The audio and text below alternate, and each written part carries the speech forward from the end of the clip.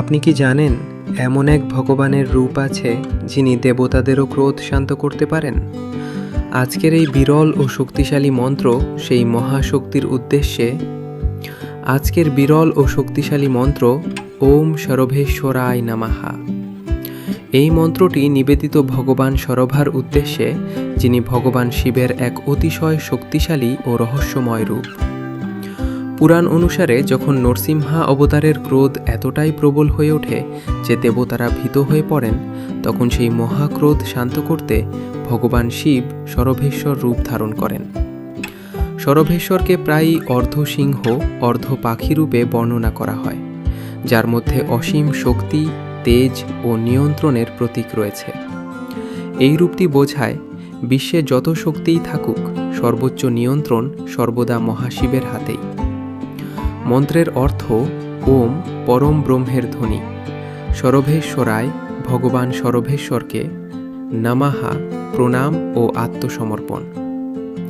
এই মন্ত্রের কম্পন ভক্তের জীবনে অশুভ শক্তি, অতিরিক্ত ক্রোধ ও অস্থিরতা দূর করতে সাহায্য করে।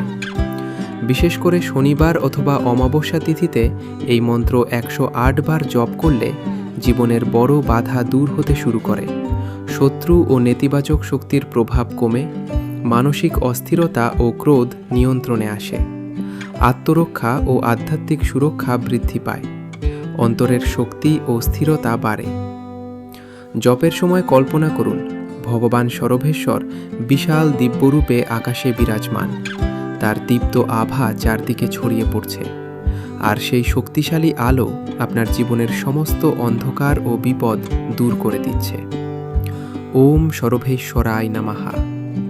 ভগবান সরভেশ্বর আপনার জীবনকে শক্তি, সুরক্ষা ও স্থিরতার আশীর্বাদে পূর্ণ করুন। মনে রাখবেন, মন্ত্রের প্রকৃত শক্তি জাগ্রত হয় ভক্তি, বিশ্বাস ও শুদ্ধ হৃদয়ের মাধ্যমে। শুধু শব্দ নয়, মন্ত্র আসলে এক আধ্যাত্মিক শক্তির তরঙ্গ। যদি আপনি এই মন্ত্রের গভীর সাধনার পথে এগোতে চান, তবে একজন সত্যিকারের আধ্যাত্মিক গুরুর আশ্রয় নেওয়া অত্যন্ত গুরুত্বপূর্ণ, কারণ গুরুর দিক নির্দেশনাই মন্ত্রের প্রকৃত শক্তি প্রকাশ পায়।